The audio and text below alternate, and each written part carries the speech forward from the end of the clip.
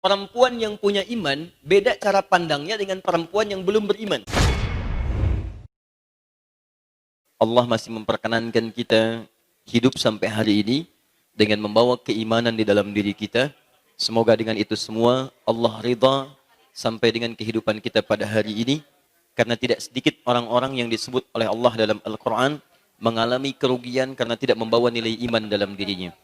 Allah berfirman dalam Al-Quran, surah ke-103, disebut dengan surah Al-Asr. Wal 'asr innal insana lafi khusr illa alladhina amanu. Sungguh, demi waktu yang kami berikan kesempatan pada setiap manusia untuk beraktivitas, banyak manusia yang rugi dalam menjalani kehidupannya, kecuali di antara yang rugi itu ada yang beruntung karena hidupnya membawa nilai keimanan. Tapi juga ada orang-orang yang beriman, tapi tidak diakui imannya oleh Al-Quran karena tidak mampu membuktikan keimanannya dengan berbuat atau melakukan segala amal soleh dalam kehidupan. Ada orang-orang di zaman Nabi datang kepada Rasulullah SAW mengatakan, "Ya Rasulullah, saya sudah beriman." Tapi tiba-tiba belum sempat Nabi menjawab, turun langsung ayat. Statementnya dari Allah Subhanahu wa taala diabadikan di Quran surah ke-49 ayat yang ke-14. Qalatil a'rabu amanna. Ada orang-orang Arab Badui berkata kepadamu Muhammad, kami telah beriman. Qul lam tu'minu. Katakan pada mereka, iman kalian tidak serius. Kalian belum beriman. Walakin qulu aslamna. Katakan kalian baru masuk Islam. Walamma yadkhulul imanu fi qulubikum. Sementara iman itu baru sekedar di lisan saja dengan mengucapkan syahadat, tapi tidak masuk ke dalam hatinya. Beda antara iman yang masuk ke dalam hati dengan yang hanya di lisan saja. Sama dengan ketika seseorang yakin dan cinta pada apa yang ia kemudian hadirkan dalam kehidupan. Seorang ibu yang mengatakan cinta kepada anaknya, dan cinta itu lahir dari dalam dirinya, kolbunya, maka perhatian dalam diri akan mengalir kepada seluruh anggota tubuhnya. Ketika bahasa ibu mengatakan, "Nak, ibu sayang dengan kamu," maka matanya akan menatap dengan penuh rasa sayang. Lisannya akan berkata yang baik-baik. Tangannya akan membelai dengan penuh kebaikan. Dan derap kakinya akan dilangkahkan demi menghadirkan cinta terbaik untuk anaknya. Jadi iman, keyakinan, cinta, itu selalu dibuktikan dengan tindakan yang baik. Ada orang-orang yang mengatakan saya beriman, tapi imannya tidak sampai ke hati. Sehingga ketika dituntut untuk mengerjakan pembuktian dalam imannya, maka tidak keluarlah kemudian amalan-amalan dalam seluruh anggota tubuhnya. Dia katakan saya beriman, tapi diminta sholat, dia tidak mau sholat. Saya beriman, diminta zakat, dia enggan berzakat. Maka kata Al-Quran, orang seperti ini baru beriman di lisannya, tapi belum sampai kepada jiwanya. Bila iman telah sampai kepada hatinya, maka oleh hati akan diteruskan sampai ke wajah, ke mata, ke lisan, ke tangan, sampai ke ujung kaki. Maka mata orang beriman akan beda cara memandang dengan mata orang-orang yang belum beriman.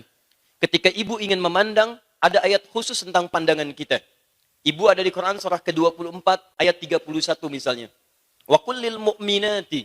Perhatikan para ibu yang budiman, yang insya Allah dimuliakan oleh Allah Subhanahu wa ta'ala. Tidak cukup dengan amin, kita lihat dulu ya. Karena kemuliaan yang datang dari Allah harus diukur dengan ukuran Allah. Dan ukuran Allah tidak cukup dengan kalimat amin. Karena kalimat amin terletak setelah iyyaka na'budu wa iyyaka nasta'in. Di na'budu dulu baru nasta'in. Kullil mu'minati, dan katakan pada perempuan-perempuan yang merasa punya iman. Jadi sebelum fungsi mata disebutkan, imannya dulu kemudian dihadirkan. Jadi seakan-akan Allah ingin mengatakan perempuan yang punya iman beda cara pandangnya dengan perempuan yang belum beriman.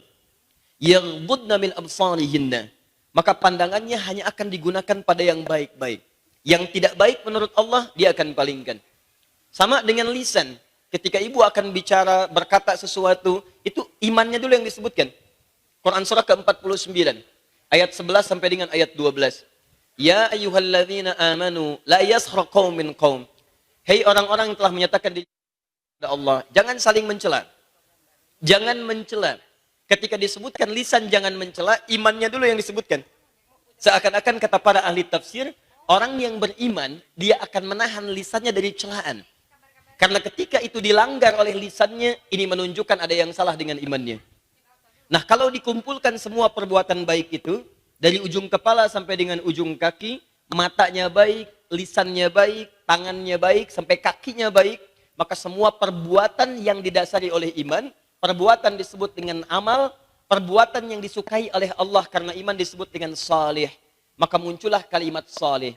Disatukanlah kemudian di surah itu, illal ladzina amanu wa amilus shalihat. Kecuali orang-orang beriman dan mau membuktikan imannya dengan mengerjakan semua perbuatan yang baik menurut Allah. Disebut amal saleh. Nah, iman dan amal saleh ini, inilah yang mengantarkan kita insya Allah mendapat berita gembira, jaminan surga bahkan sebelum wafat. Jadi ada kalangan manusia yang diberikan kabar gembira langsung oleh Allah, sebelum wafatnya dia sudah mendapat jaminan dari Allah mendapatkan surga. Itu ada di Quran surah kedua Al-Baqarah ayat 25. Paling kanan sebelah atas. وَبَشِّرِ الَّذِينَ آمَنُوا وَعَمِلُوا الصَّالِحَاتِ أَنَّ لَهُمْ جَنَّاتٍ تَجْرِي مِنْ تَحْتِهَا الْأَنْهَارُ. Muhammad berikan kabar gembira pada orang-orang yang telah menyatakan beriman dan dia buktikan imannya dengan menggunakan dan melakukan amal-amal yang baik, amal saleh.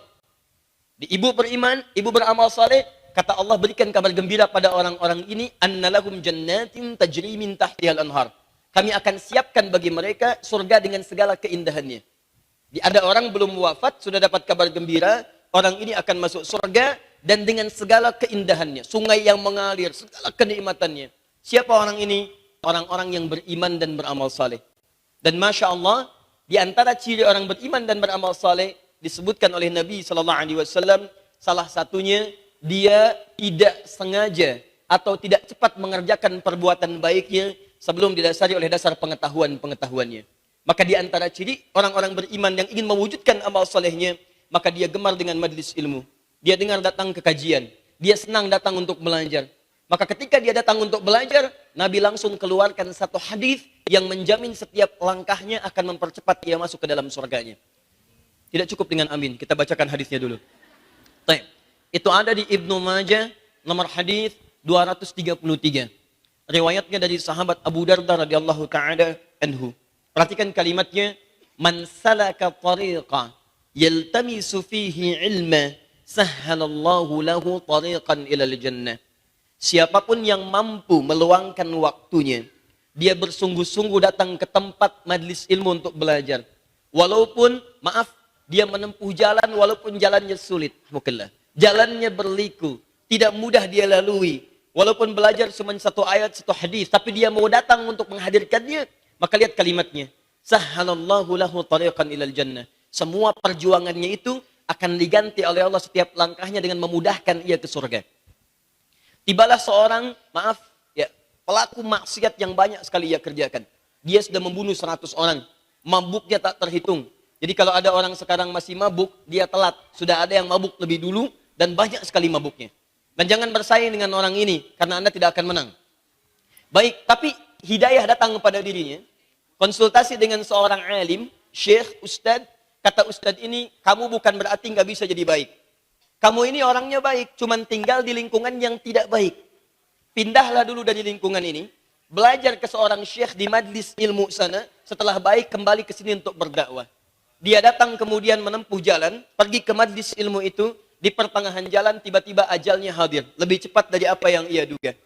Maka perhatikan kalimatnya. Di jalan dia bertobat menuju majlis ilmu, tobatnya menggugurkan dosa-dosanya. Orang yang selalu ingin tobat disebut dengan tawwabin. Orang tawwabin, rumusnya di Quran dicintai oleh Allah Subhanahu wa taala. Quran surah kedua Al-Baqarah di akhir ayat 222. Paling kanan di pertengahan. Innallaha yuhibbut tawwabin. Sungguh Allah mencintai orang-orang yang mau bertobat. Kemudian cinta Allah ketika diberikan pada seorang hamba, maka hal yang Allah berikan pertama kali pada yang dicintainya adalah ampunan dari semua dosanya. Rumusnya ada di Quran surah ketiga Ali Imran ayat 31. Paling kiri sebelah atas. Qul in kuntum tuhibbunallaha fattabi'uni yuhibbukumullah wa yaghfir lakum dzunubakum. Katakan Muhammad pada orang-orang yang serius mencintai aku. Ikuti tuntunanku, tuntunan Nabi, maka aku akan mencintaimu. Sekarang perhatikan persamaannya. Kalau aku mencintai seorang hamba, kata Allah, yuhibbukumullah wa yaghfir lakum dzunubakum.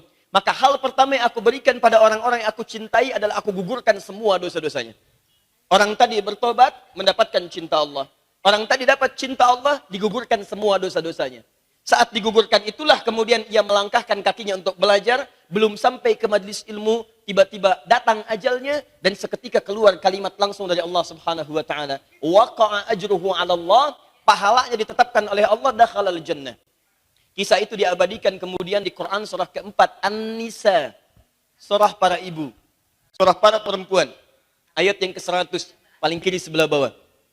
Wa may yakhruj min baitihi muhajiran ila Allah wa rasulih. Awal ayatnya wa may yuhajir fi sabilillah yajid fil ardi muraghaman katsiran wa was'a. Wa may yakhruj min baitihi muhajiran ila Allah wa rasulih thumma yudrikuhul maut faqad waqa'a ajruhu 'ala Allah. Masya Allah. Siapa yang mau berubah lebih baik lagi, dia mau berhijrah. Yang tadinya belum pakai hijab, dia mau pakai hijab. Yang tadinya kata-katanya kasar, dia mau jadi lebih lembut. Yang tadinya jarang ngaji, sekarang mau ngaji. Kata Allah, kalau dalam proses dia berubah itu, walaupun belum sempurna seperti orang kebanyakan menilainya, dan dia mau berubah, kemudian tiba-tiba wafat, maka Masya Allah, kata Allah, saya terima semua perubahannya, saya berikan pahalanya, dan saya jamin surganya. Sekarang saya izin bertanya pada ibu sekalian, siapa di antara ibu yang pernah bunuh orang? Angkat tangan. Saya serius. Saya telepon polisi suruh datang ke sini. Tidak ada. Siapa yang pernah mabuk? Minimal 100 kali dalam sehari. Tidak ada. 10 kali dalam sehari. Tidak ada. Maaf ya. Orang yang pernah mabuk, pernah bunuh orang, ingin ke majlis ilmu. Belum sampai, dosanya diampuni, masuk surga. Maksud saya, ibu sudah sampai di sini. Masa nggak bisa meraih surga ibu? Dan ibu bisa memilih aktivitas apapun. Sekarang hari Sabtu, Bu. Siang, waktu banyak ngantuk, setan berkeliaran. Ya, orang bisa diarahkan rekreasi, bisa kemanapun. Pertanyaan saya, siapa yang bisa melembutkan hati ibu untuk berada di sini?